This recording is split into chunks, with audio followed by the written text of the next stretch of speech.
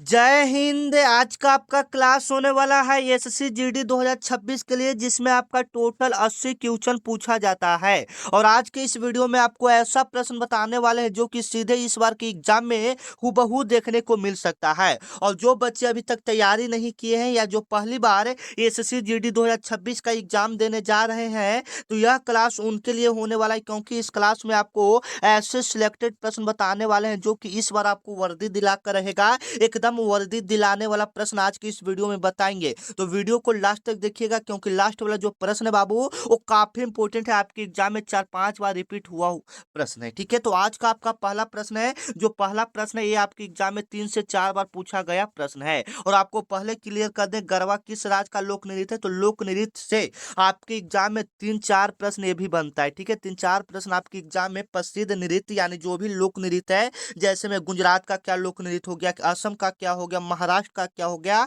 ऐसे आपके एग्जाम में पूछता है। तो यहाँ पर देख लीजिएगा, जो जो इंपॉर्टेंट है हम अभी आपको क्लियर करवा देते हैं। ठीक है, गरबा किस राज्य का लोक नृत्य है, ये आपके एग्जाम में पूछा गया सवाल है, एवं ऐसा सवाल आपके एग्जाम में कई बार पूछा जाएगा। ठीक है, तो गरबा किस राज्य का लोक नृत्य है, याद रखिएगा, ये आपका गुजरात का हो जाएगा। गरबा किस राज्य का लोक नृत्य है, गुजरात। अगर याद करने का ट्रिक बताए तो ग से गरबा और ग से क्या हो जाएगा, गुजरात हो जाएगा। ग से गरबा, ग से गुजरात। एक काफी इंपोर्टेंट क्वेश्चन है, आपके एग्जाम में आने वाला सवाल है। गरबा किस राज्य का लोक नृत्य है, गुजरात का। अब गरबा के साथ साथ कभी गरबा जो है वो भी है, एक डांडिया भी आता है। एक क्या आता है, डांडिया। डांडिया पूछेगा, डांडिया कहाँ का लोक नृत्य है, तो डांडिया भी आपका कहाँ का हो जाएगा, गुजरात का। गरबा और डांडिया महत्वपूर्ण महत्वपूर्ण त्योहार है गुजरात का। ठीक है, ऐसे बहुत सारे त्योहार है, लेकिन आपके एग्जाम में दो ज्यादातर पूछा जाता है, गरबा और डांडिया। गरबा और डांडिया, गरबा और डांडिया कहाँ का लोक नृत्य है, तो गुजरात का। याद रखिएगा, ये आपके एग्जाम में छपने वाला प्रश्न है। फिर से, गरबा और डांडिया किस राज्य का लोक नृत्य है, गुजरात का है। ठीक है,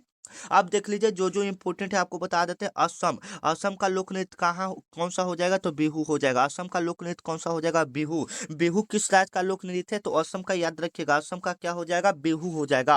असम का लोक नृत्य क्या हो जाएगा, बिहू हो जाएगा। बिल्कुल राइट आंसर है। अब उसी प्रकार से हम लोग बात करेंगे पंजाब का। ज्यादातर आपका पंजाब का पूछा जाता है, तो पंजाब का लोक नृत्य क्या क्या हो जाता है, तो भागड़ा और गिद्धा हो जाता है। पंजाब का लोक नृत्य भागड़ा, भागड़ा और गिद्धा। भागड़ा और गिद्धा आपका पंजाब का लोक नृत्य है। भागड़ा और गिद्धा पंजाब का लोक नृत्य है, याद रखिएगा। फिर से, असम की लोक नृत्य क्या है, बिहू हो जाएगा। पंजाब का क्या हो जाएगा, भागड़ा और गिद्धा हो जाएगा। गुजरात का क्या हो जाएगा, गरबा हो जाएगा और डांडिया हो जाएगा। फिर से एक बार नोट कर लीजिएगा, क्योंकि यहाँ से 2 क्वेश्चन आपके एग्जाम में सही होगा। अगर आप इसे याद कर लेते हैं तो 2 क्वेश्चन आप एसएससी जीडी के एग्जाम में सही करके आओगे। ठीक है, क्योंकि प्रसिद्ध लोक नृत्य से ऐसा हो ही नहीं कि यहाँ से सवाल ना पूछे। यह प्रसिद्ध टॉपिक है या फेमस टॉपिक है एसएससी जीडी में, कि हम नृत्य से सवाल पूछते हैं। ठीक है, तो याद कर लीजिएगा। और भी हम आपको बता देते हैं, जैसे में राजस्थान का भी देख लीजिए, कभी कभी राजस्थान का भी 1-2 बार पूछ ही लिया गया है आपके एसएससी जीडी के एग्जाम में।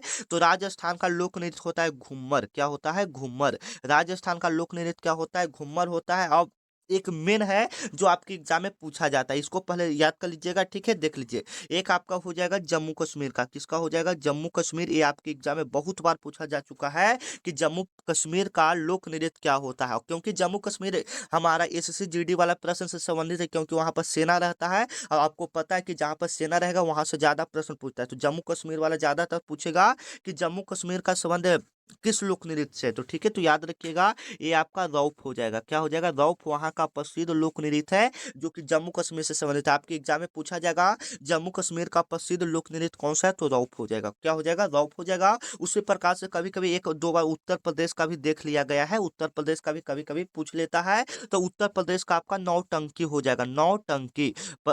उत्तर प्रदेश का प्रमुख लोक नृत्य क्या है, नौटंकी है। ठीक है, ऐसा बहुत सारा लोक नृत्य है, लेकिन नौटंकी जो है महत्वपूर्ण है। ठीक है, तो हम एक बार फिर से आपको रिवीजन करवा देना चाहते हैं कि आपको कोई गलत ना हो। मेरे साथ बोलिएगा, गरबा किस राज्य का लोक नृत्य है, तो ये आपका गुजरात का हो जाएगा। गरबा किस राज्य का लोक नृत्य हो जाएगा, गुजरात का। गरबा पूछे या डांडिया पूछे, कहाँ का हो जाएगा, गुजरात का। अब असम का देख लीजिए, असम। असम का क्या हो जाएगा, बिल्कुल बिहू हो जाएगा। असम का क्या हो जाएगा, बिहू। असम का क्या हो जाएगा, बिहू हो जाएगा। उसी प्रकार से पंजाब का चलते हैं। पंजाब का क्या हो जाएगा, पंजाब का भागड़ा और गिद्धा हो जाएगा। भागड़ा और क्या हो जाएगा, गिद्धा हो जाएगा। याद रखिएगा, भागड़ा और क्या हो जाएगा, गिद्धा हो जाएगा। उसी प्रकार से राजस्थान की बात करें तो राजस्थान का घुम्मड़ हो जाएगा, राजस्थान का क्या हो जाएगा, घुम्मड़ हो जाएगा। ये सारे इंपॉर्टेंट है इसलिए हम आपको याद करने के लिए बोल रहे हैं, ठीक है। जम्मू कश्मीर देख लीजिएगा, जम्मू कश्मीर का लोक नृत्य क्या हो जाएगा, रौप हो जाएगा। क्या हो जाएगा, रौप। जम्मू कश्मीर का लोक नृत्य क्या होता है, रौप होता है, ठीक है। उसी प्रकार से उत्तर प्रदेश का क्या हो जाएगा, नौटंकी। मात्र इतना याद कर लेते हैं यहाँ पे तो आपका 2 क्वेश्चन यहाँ से सही हो जाएगा, यानी 2 क्वेश्चन आप अपने एग्जाम में सही करके आओगे सिर्फ लोक नृत्य से, ठीक है। तो देख लीजिए, असम का क्या होगा, बिहू होगा। असम का क्या होगा, बिहू। पंजाब का क्या होगा, भांगड़ा। राजस्थान का घूमर। जम्मू कश्मीर का रौप। और उत्तर प्रदेश का क्या होगा, नौटंकी होगा, ठीक है। याद रखिएगा, काफी इंपॉर्टेंट सवाल है और ये सीधे आपके एसएससी जीडी के एग्जाम में छपता है, ठीक है ना। तो देख लीजिएगा, हो सके तो इसका स्क्रीनशॉट ले लीजिए, बाद में आप याद कर लीजिएगा, ठीक है। हम लोग नेक्स्ट प्रश्न की ओर चलते हैं जो कि आपके लिए और भी इंपॉर्टेंट है। ऐसा एक प्रश्न आपके एग्जाम में पूछा ही जाता है, ठीक है। क्या कह रहा है कि पंडित हरिप्रसाद चौरसिया, पंडित हरिप्रसाद चौरसिया किस वाद्य यंत्र के वादक हैं, ठीक है। एक पंडित हरिप्रसाद चौरसिया फेमस वादक हैं, वह किस वाद्य यंत्र के वादक हैं, मतलब वह कौन सा वाद्य यंत्र बजाते हैं, सीधा सवाल आपका है।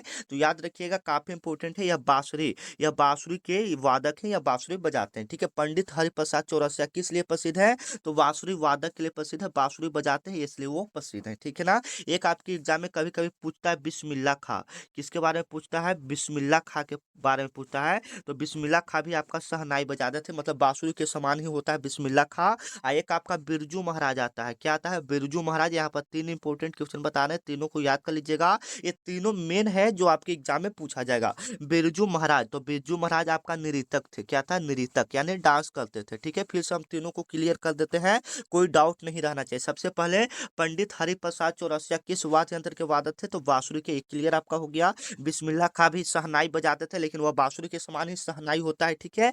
बिरजू महाराज आपका क्या बजाते थे, नृतक, मन बजाते नहीं थे, नृतक थे, डांस करते थे, ठीक है। बिरजू महाराज, अगर आपके एग्जाम में पूछ दे कि बिरजू महाराज का संबंध है, आपका ऑप्शन रहेगा सितार से, सरोद से, बांसुरी से, नृतक से। तो क्या सही करना है आपको, नृतक से सही करना है। ज्यादातर नृतक यानी नाचना तो नहीं देगा, नृतक लिख कर देता है, ठीक है। चलिए, 3 नंबर आपका सवाल है जो कि आपके लिए काफी इंपॉर्टेंट है। भारत में पहली बार आधिकारिक जनगणना कब हुई, आधिकारिक जनगणना का मतलब पूर्ण रूप से जनगणना कब हुआ, आधिकारिक का मतलब क्या होगा, पूरी तरह से भारत में जनगणना पहली बार कब हुआ, ठीक है। तो अगर पूरी तरह से बात करेगा उससे पहले हम आपको क्लियर कर दें कि अगर भारत में सबसे पहले जनगणना पूछेगा तो कब होगा, 1872 ईस्वी हुआ था। भारत में सबसे पहले जनगणना कब हुआ था, 1872 ईस्वी में हुआ था। याद रखिएगा, भारत में सबसे पहले जनगणना कब हुआ था, 1800। अभी हम पहले की बात करें, अभी हम आपको क्लियर करेंगे, ठीक है। भारत में सबसे पहले जनगणना कब हुआ था, 1872 ईस्वी में। किसके शासनकाल में हुआ था, तो लॉर्ड मेयो के शासनकाल में हुआ था, लॉर्ड मेयो के शासनकाल में आपका हुआ था। भारत में पहले जनगणना किसके शासनकाल में हुआ था, लॉर्ड मेयो के शासनकाल में हुआ था। याद रखिएगा, भारत की पहली जनगणना किसके शासनकाल में हुआ था, लॉर्ड मेयो के शासनकाल में। कब हुआ था, 1872 ईस्वी पर। जनगणना कितने वर्षों पर होता है, तो हर एक 10 वर्षों पर होता है। अब हम लोग को आ जाते हैं आधिकारिक यानी पूरी तरह से जनगणना कब हुआ था, तो 1881 से। शुरुआत आपका 1872 में हो गया था, लेकिन पूर्ण रूप से अच्छे तरह से जो जनगणना पूरी तरह से मतलब उसको क्या हो जाता है, पूरा हो गया था 1881 ईस्वी में, ठीक है। तो यही पूछ रहा है कि आधिकारिक जनगणना कब हुआ था, तो 1881 ईस्वी में, ठीक है। याद रखिएगा, 1881 ईस्वी में आपका आधिकारिक पूर्ण रूप से जनगणना हुआ था। याद रखिएगा, ये बी ऑप्शन आपका क्या हो जाएगा, बिल्कुल राइट हो जाएगा। भारत में पहली आधिकारिक जनगणना कब हुआ था, आधिकारिक जनगणना 1881 ईस्वी में, पहली जनगणना 1872 ईस्वी में, लॉर्ड मेयो के शासनकाल में। दोनों क्लियर कर लीजिएगा, काफी इंपॉर्टेंट है, आपके एग्जाम में ऐसा प्रश्न पूछा जाता है, ठीक है। फिर से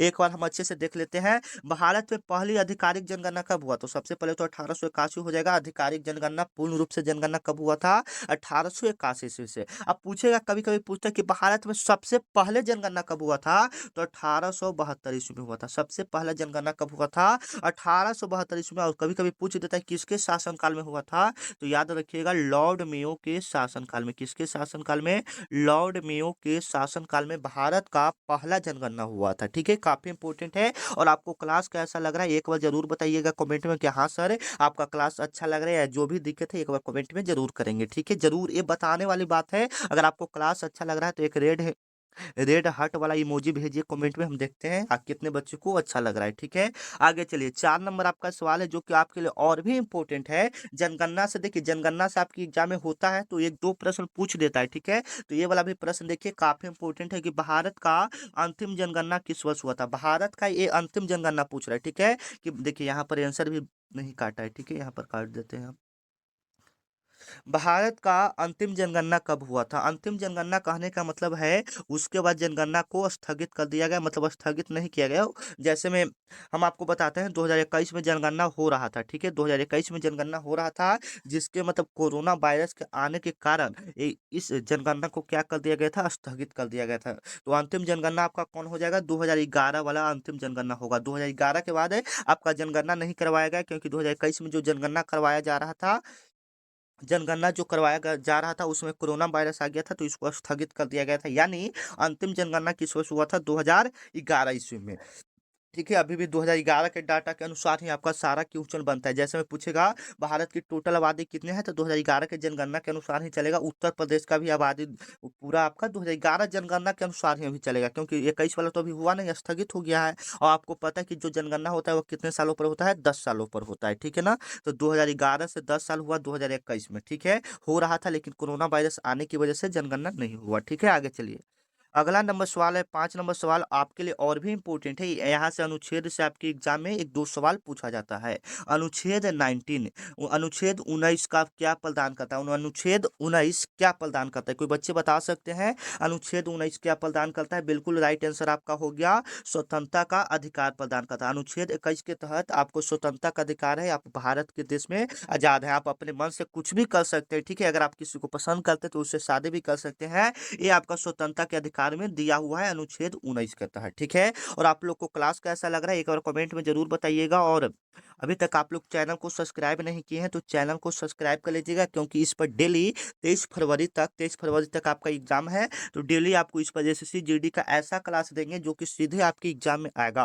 और जो बच्चे अभी तक तैयारी नहीं किए हैं, जो पहली बार एग्जाम देने जा रहे हैं, उनके लिए बहुत ही खास है, वो चैनल को सब्सक्राइब ही कर लीजिए, क्योंकि आपके लिए हम बहुत ही मेहनत करेंगे। ऐसा ऐसा प्रश्न देंगे, क्योंकि तो आपने कुछ तैयारी नहीं किया है, तो हम आपको ऐसा ऐसा प्रश्न देंगे जो कि पिछले कई सालों में पूछा जाया गया है। बहुत सारा प्रश्न देंगे, और अगर उसको भी याद कर लेते हैं तो आप आसानी से एसएससी जीडी का एग्जाम निकाल कर आ जाओगे। ठीक है, तो चैनल को सब्सक्राइब कर लीजिएगा, क्योंकि इस बार हम आपके मम्मी पापा के सपने को पूरा करने के लिए ठान लिया है। इस बार का वर्दी हम आपके नाम करेंगे, तो चैनल को क्या कर लीजिएगा, एक बार सब्सक्राइब कर लीजिएगा। ठीक है, 6 नंबर आपका सवाल है जो कि आपके लिए काफी इंपोर्टेंट है। दूसरी पंचवर्षीय योजना का मुख्य उद्देश्य क्या था? दूसरी पंचवर्षीय योजना का मुख्य उद्देश्य क्या था? तो याद रखिएगा, दूसरी पंचवर्षीय जो योजना का मुख्य उद्देश्य था वो था उद्योगीकरण करना, माने उद्योगों को बढ़ावा देना था। दूसरी पंचवर्षीय योजना का मुख्य उद्देश्य क्या था? तो उद्योगों को बढ़ावा देना था। पहला का क्या था? पहली पंचवर्षीय योजना का उद्देश्य क्या था? कृषि को बढ़ावा देना था। ठीक है, दोनों को याद कर लीजिएगा, आपके एग्जाम में कभी कभी पूछा जाता है पहली पंचवर्षीय योजना का कार्यकाल क्या था। ठीक है,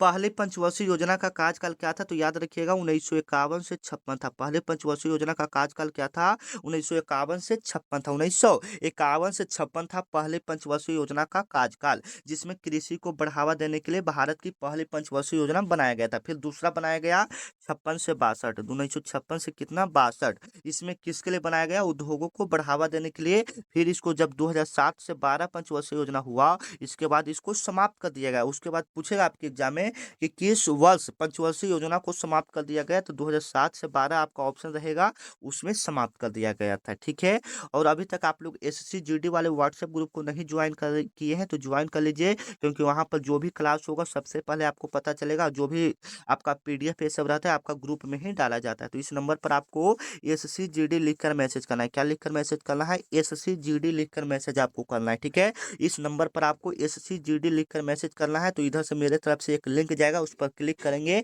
तो आप एसएससी जीडी के ग्रुप में जुड़ जाएंगे। ठीक है, हालांकि ये आपका मैसेज कर लीजिएगा। हालांकि अभी आप वीडियो को पूरा देखिए, उसका स्क्रीनशॉट लेकर रख लीजिए। ठीक है, क्योंकि वीडियो सबसे पहले इंपॉर्टेंट है। सिंधु घाटी सभ्यता का प्रमुख बंदरगाह कौन था? सिंधु घाटी सभ्यता का प्रमुख बंदरगाह कौन था? तो याद रखिएगा, सिंधु घाटी सभ्यता का जो प्रमुख बंदरगाह था वो कौन हो जाएगा? कोई बच्चे बता सकते हैं? एक बच्चे का रहा मोहनजोदड़ो। मोहनजोदड़ो नहीं होगा। ठीक है, सिंधु घाटी सभ्यता का जो प्रमुख बंदरगाह था वो कौन था? लोथल था। कौन था? लोथल। सिंधु घाटी सभ्यता का जो भी सामान इधर से उधर होता था वो लोथल बंदरगाह से ही होता था। बी ऑप्शन आपका क्या हो जाएगा, बिल्कुल राइट हो जाएगा। ठीक है, आगे आइए। 8 नंबर आपका प्रश्न है जो कि आपकी एग्जाम के लिए काफी इंपोर्टेंट है। ऐसा एक प्रश्न आपकी एग्जाम में आता है, आईने ए अकबरी किसने लिखा है? आईने ए अकबरी किसने लिखा है? बिल्कुल राइट आंसर अबुल फजल ने लिखा है। किसने लिखा है? अबुल फजल ने लिखा है। इससे ज्यादा प्रश्न नहीं पूछेगा तो इसलिए हम इसको छोड़ रहे हैं। ठीक है, आईने ए अकबरी मात्र यही एक प्रश्न है जो कि आपके एग्जाम में 2 बार पूछा जा चुका है। आईना ए अकबरी किसने लिखा था? तो अबुल फजल ने लिखा था। अबुल फजल ने लिखा था। अगर मान लीजिए कि ज्यादा होगा तो पूछेगा रामचरित मानस के रचयिता कौन है? रामचरित मानस के रचयिता कौन है? ज्यादा अगर होगा तो ये पूछेगा। ठीक है, नहीं तो नहीं भी पूछ सकता है। ठीक है, आगे चलिए। अगले नंबर सवाल की ओर हम लोग चलते हैं। 9 नंबर सवाल काफी इंपोर्टेंट है। स्वराज मेरा जन्म सिद्ध अधिकार है। स्वराज मेरा जन्म सिद्ध अधिकार है, ऐसा किसने कहा था? स्वराज मेरा जन्म सिद्ध अधिकार है, ऐसा किसने कहा था? काफी इंपॉर्टेंट है कि स्वराज मेरा जन्म सिद्ध अधिकार है, ऐसा किसने कहा था? तो याद रखिएगा, बाल गंगाधर तिलक ने कहा था। ऐसा किसने कहा था? बाल गंगाधर तिलक ने कहा था कि स्वराज मेरा क्या है? जन्म सिद्ध अधिकार है। डी ऑप्शन आपका क्या हो जाएगा? डी ऑप्शन आपका क्या हो जाएगा? बिल्कुल राइट होगा। यह कहेगा कि स्वराज मेरा जन्म सिद्ध अधिकार है, नारा किसने दिया था? तो बाल गंगाधर तिलक ने दिया था। ठीक है, जैसे महात्मा गांधी जी ने भी बहुत सारे नारा दिए थे, करो या मरो, भारत छोड़ो आंदोलन, हे राम, ये सब का नारा किसने दिया था? महात्मा गांधी जी ने दिया था। ठीक है, याद रखिएगा, ये सारे इंपोर्टेंट नारे हैं जो कि आपके एग्जाम में पूछे जा सकते हैं। ठीक है, चलिए। 10 नंबर आपका सवाल है जो कि आपके लिए काफी इंपॉर्टेंट है। ऐसा एक सवाल आपके एग्जाम में पूछा जाता है, रुक्मिणी रुक्मिणी देवी अरुणडेल किस नृत्य शैली से संबंधित है? रुक्मिणी देवी अरुणडेल किस नृत्य शैली से संबंधित है? तो याद रखिएगा, ये आपका नृत्य शैली से भरतनाट्यम हो जाएगा। एक ऐसा प्रश्न पूछा जाता है, और एक आपको पहले सबसे पहले जो वाला प्रश्न बताया थे, जैसे में बिहू कहाँ का लोक नृत्य हो गया, बिहू कहाँ का हो गया, असम का हो गया, ऐसा एक प्रश्न पूछा जाता है और एक ऐसा प्रश्न पूछा जाता है। ठीक है, तो बिहू किस राज्य का हो जाएगा? असम का। उसी प्रकार से भागड़ा गिद्धा पंजाब का हो जाएगा। भागड़ा गिद्धा कहाँ का हो जाएगा? पंजाब का। लोक नृत्य हो जाएगा। जम्मू कश्मीर का क्या हो जाएगा? रौफ हो जाएगा। उत्तर प्रदेश का नौटंकी हो जाएगा। और गुजरात का गरबा और डांडिया हो जाएगा। ठीक है, ये सब याद कर लीजिएगा, काफी इंपोर्टेंट है। अब जैसे हम ओडिसी कह रहा था, ओडिसी कहाँ का हो जाएगा? कोई बच्चे बता सकते हैं ओडिसी कहाँ का हो सकता है? ओडिशा का। कहाँ का हो सकता है? ओडिशा का हो सकता है। ठीक है, और कुचिपुड़ी कहाँ का हो सकता है? आंध्र प्रदेश का। कुचिपुड़ी कहाँ का? आंध्र प्रदेश का। ठीक है, तो चलिए। 11 नंबर आपका सवाल है कि संविधान की प्रस्तावना को क्या कहा जाता है? संविधान की प्रस्तावना को क्या कहा जाता है? बिल्कुल राइट आंसर है। ऐसा एक प्रश्न आपके एग्जाम में पूछा जाता है, संविधान की प्रस्तावना को क्या कहा जाता है? संविधान का आत्मा कहा जाता है। आप लोग भी जवाब देते चलिएगा कमेंट में, क्या इसका राइट आंसर होगा? संविधान की प्रस्तावना को क्या कहा जाता है? तो संविधान का आत्मा कहा जाता है। संविधान का आत्मा किसे कहा जाता है? तो संविधान की प्रस्तावना को कहा जाता है। या अनुच्छेद कभी कभी पूछ देता है कि संविधान का आत्मा किस अनुच्छेद को कहते हैं? तो अनुच्छेद हम लोग 32 को, अनुच्छेद 32 को हम लोग क्या कहते हैं? संविधान का आत्मा कहते हैं। अनुच्छेद 32 को हम लोग क्या कहते हैं? संविधान का आत्मा कहते हैं। आपके एग्जाम में पूछेगा संविधान का आत्मा किस अनुच्छेद को कहते हैं? अनुच्छेद 32 को संविधान का आत्मा कहा जाता है। ठीक है, याद रखिएगा। और भी काफी इंपोर्टेंट सवाल यहाँ पर देख लेते हैं, जैसे में संविधान में टोटल अनुसूची कभी कभी पूछा जाता है, तो याद रखिएगा संविधान में टोटल 12 अनुसूची है। संविधान में टोटल कितना अनुसूची है? 12 अनुसूची है, तथा 395 अनुच्छेद है। तथा कितना अनुच्छेद है? 395 अनुच्छेद है। याद रखिएगा, काफी इंपोर्टेंट सवाल है। ठीक है, आगे चलिए। 12 नंबर आपका सवाल है, अनुच्छेद 14 किससे संबंधित है? अनुच्छेद 14 किससे संबंधित है? आप लोग बताइएगा।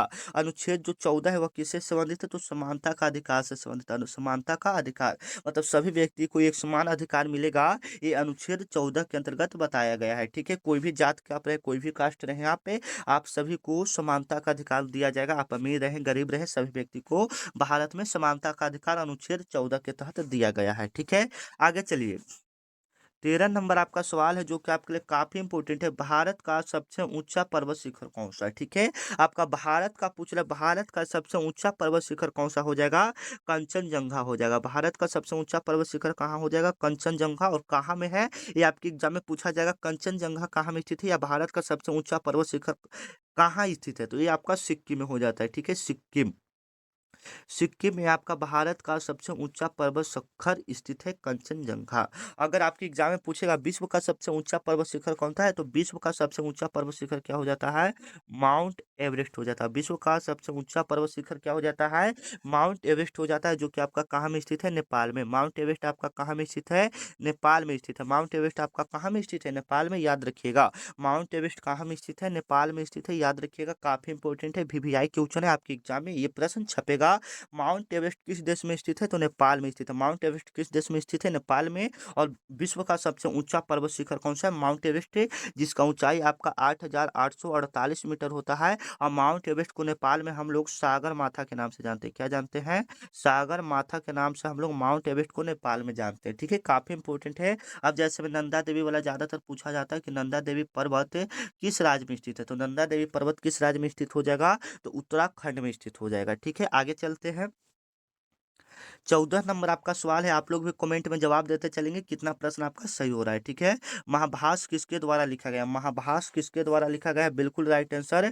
किसके द्वारा लिखा गया है, पतंजलि के द्वारा। बाण भाट किसके महाभाष्य किसके द्वारा लिखा गया है, तो पतंजलि के द्वारा लिखा गया है। ठीक है, पतंजलि के द्वारा लिखा गया है, याद रखिएगा। ठीक है, आगे चलिए। 15 नंबर आपका सवाल है, जो कि आपके लिए काफी इंपॉर्टेंट है। ऊपर दूसरी पंचवर्षीय योजना एक पूछा गया था कि किस पर आधारित है, तो उद्योगों को बढ़ावा देने के लिए आधारित था। लेकिन यहाँ पर दूसरा टाइप का क्वेश्चन है, दूसरी पंचवर्षीय योजना। दूसरी पंचवर्षीय योजना किस मॉडल पर आधारित है, तो याद रखिएगा महान लोबिस मॉडल पर आधारित है। किस पर आधारित है, महान लोबिस मॉडल पर आधारित है। बी ऑप्शन आपका क्या हो जाएगा, बिल्कुल राइट हो जाएगा। अगले नंबर प्रश्न को चलते हैं। 16 नंबर सवाल है, जो कि आपके लिए काफी इंपॉर्टेंट है।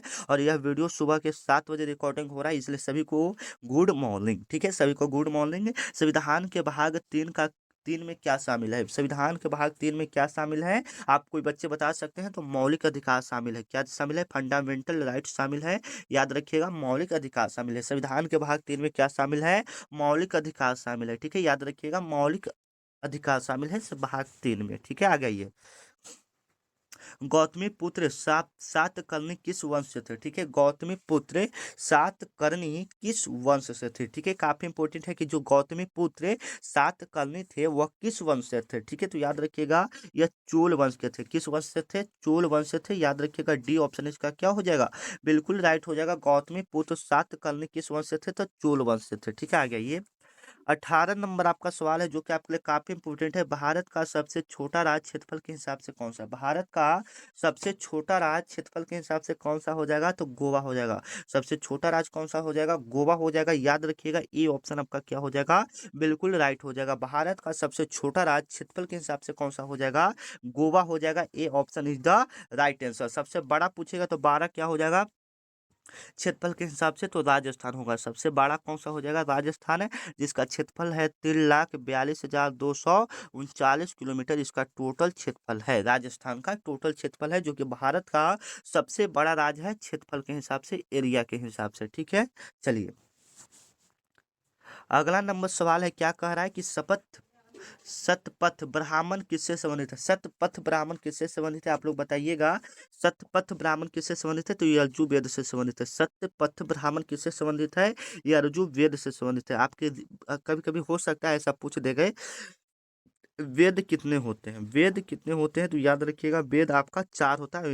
यहीं पर आपका चारों वेद का नाम है, आप यहाँ पर देख सकते हैं, ऋग्वेद, अर्थवेद, सामवेद, यजुर्वेद। ठीक है, वेद आपका टोटल 4 होता है, जिसमें सतपथ ब्राह्मण किससे संबंधित है, तो यजुर्वेद से। और कभी कभी पूछा जाता है कि जादू टोना किस वेद से संबंधित है, तो वो आपका ऋग्वेद से हो जाता है। ठीक है, याद रखिएगा।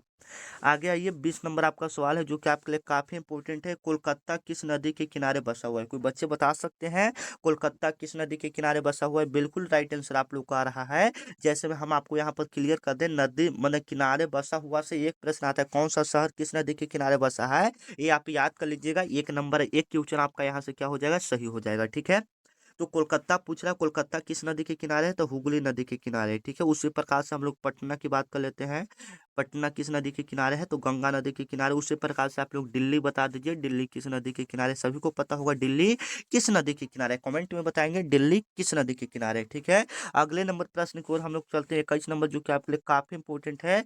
नागार्जुन सागर, नागार्जुन सागर जल विद्युत परियोजना किस नदी पर है? नागार्जुन सागर जल परियोजना किस नदी पर है? तो यह आपका कृष्णा नदी पर हो जाएगा। किस नदी पर हो जाएगा? कृष्णा नदी पर हो जाएगा। सी ऑप्शन आपका क्या हो जाएगा? बिल्कुल राइट हो जाएगा। नागार्जुन सागर जल विद्युत परियोजना किस नदी पर है? तो ये आपका कृष्णा नदी पर हो जाएगा। सी ऑप्शन आपका क्या हो जाएगा? बिल्कुल राइट हो जाएगा। नागार्जुन जल विद्युत परियोजना किस नदी पर है? कृष्णा नदी पर है, याद रखिएगा। सी ऑप्शन आपका क्या हो जाएगा? बिल्कुल राइट हो जाएगा। 22 नंबर आपका सवाल है, जो कि आपके एग्जाम में आ सकता है। विटामिन के का रासायनिक नाम क्या है? विटामिन के का रासायनिक नाम क्या है? तो याद रखिएगा, फाइलोक्विनोन है। क्या है? विटामिन के का पूरा नाम क्या होता है?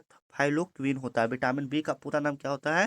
थायमिन होता है। विटामिन बी का रासायनिक नाम क्या होता है? थायमिन होता है। और ये आपका साइंस का प्रश्न है, ठीक है। साइंस यानी समझ रहे हैं, जीके जीएस मिलाकर आपके एग्जाम में, जीके और जीएस मिलाकर आपके एग्जाम में टोटल 20 क्वेश्चन पूछा जाता है। कितना क्वेश्चन पूछा जाता है? 20 क्वेश्चन। उसी में से जीएस आपका कम से कम 3-4 प्रश्न जीएस का भी रहता है, जिसमें ये वाला आ सकता है कि विटामिन के का रासायनिक नाम क्या है? तो फाइलोक्विनोन है, या विटामिन बी का पूछे तो थायमिन हो जाएगा, याद रखिएगा। और कभी कभी विटामिन डी आपके एग्जाम में ज्यादा पूछा है। विटामिन डी किससे प्राप्त होता है?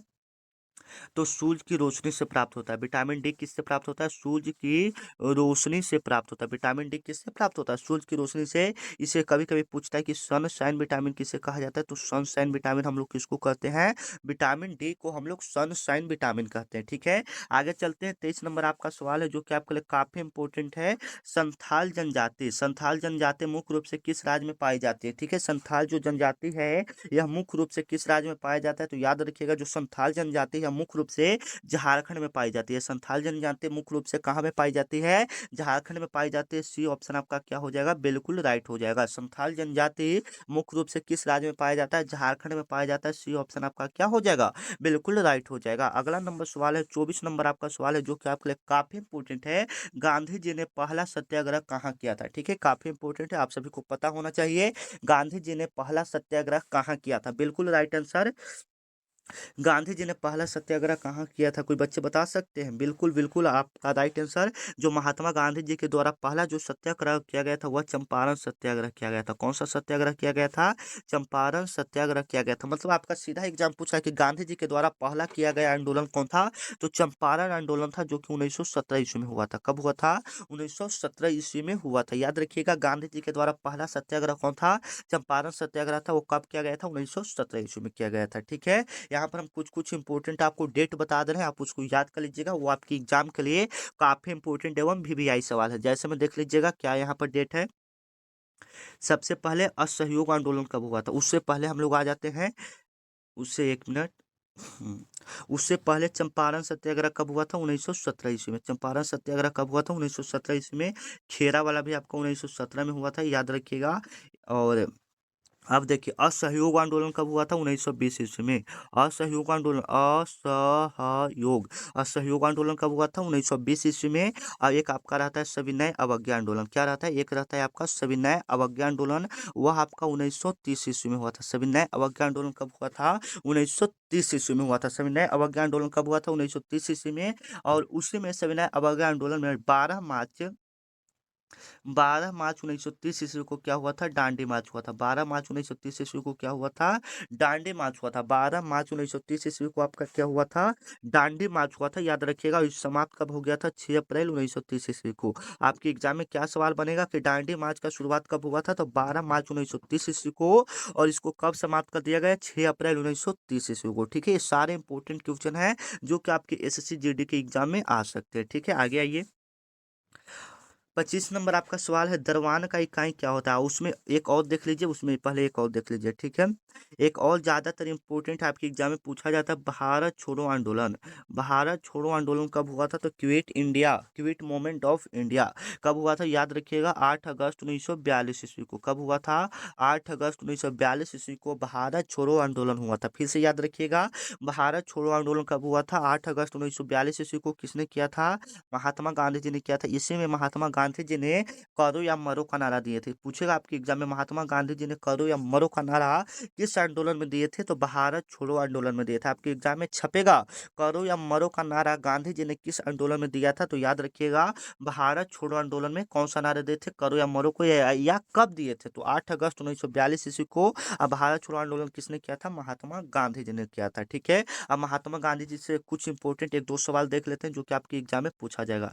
जैसे में 2 अक्टूबर महात्मा गांधी जी का जन्म हुआ था, तो 2 अक्टूबर को हम लोग किस दिवस के रूप में मनाते हैं? तो अहिंसा दिवस के रूप में मनाते हैं। 2 अक्टूबर को हम लोग किस रूप में मनाते हैं? अहिंसा दिवस। पूछेगा आपके एग्जाम में, अहिंसा दिवस से किस तारीख को मनाते हैं? तो 2 अक्टूबर को। शहीद दिवस कब मनाते हैं? तो 30 जनवरी को मनाया जाता है। ठीक है, 30 जनवरी को आपको क्या मनाया जाता है? शहीद दिवस मनाया जाता है, याद रखिएगा। ठीक है, 25 नंबर आपका सवाल है जो कि आपके लिए काफी इंपॉर्टेंट है। द्रव्यमान का एसआई मात्रक क्या होता है? कोई बच्चे बता सकते हैं? ये आपका जीएस का प्रश्न है, यानी साइंस का प्रश्न है। किसका प्रश्न है? साइंस का प्रश्न है जो कि आपके एग्जाम में आ सकता है। ठीक है, द्रव्यमान का एसआई मात्रक क्या होता है? बिल्कुल ये राइट हो जाएगा। बिल्कुल आप लोग का सही जवाब आ रहा है। द्रव्यमान का एसआई मात्रक क्या हो जाएगा? किलोग्राम यानी केजी हो जाएगा। क्या हो जाएगा? केजी हो जाएगा। उसी प्रकार से कैंडेला किसका होगा? तो ज्योति तीव्रता का हो जाएगा। ज्योति तीव्रता का क्या हो जाएगा? कैंडेला हो जाएगा। ज्योति तीव्रता का एसआई मात्रक क्या हो जाएगा? कैंडेला हो जाएगा। केल्विन किसका हो जाएगा? कोई बच्चे बता सकते हैं? एम्पियर विद्युत धारा का हो जाएगा। ये सब आप याद रखिएगा, ये सारे वास्तव में आपके एग्जाम में आने वाले प्रश्न हैं। ठीक है, इस वीडियो में जितने भी आपको प्रश्न करवाए उसका पीडीएफ है, आपको फ्री में टेलीग्राम ग्रुप में मिल जाएगा। ठीक है, अगर पीडीएफ इसका लेना चाहते हैं तो टेलीग्राम का लिंक नीचे डिस्क्रिप्शन आपको चेक करने आता है, वहां पर आपका दिया हुआ है। ठीक है, और जिनको नहीं पता चल रहा है कि कहाँ टेलीग्राम है, तो एक बार मैसेज कीजिए पीडीएफ। क्या मैसेज कीजिए? पीडीएफ। आपके पास टेलीग्राम का लिंक भेज दिया जाएगा। ठीक है, तो मिलते हैं नेक्स्ट वीडियो में, तब तक के लिए जय हिंद, जय भारत।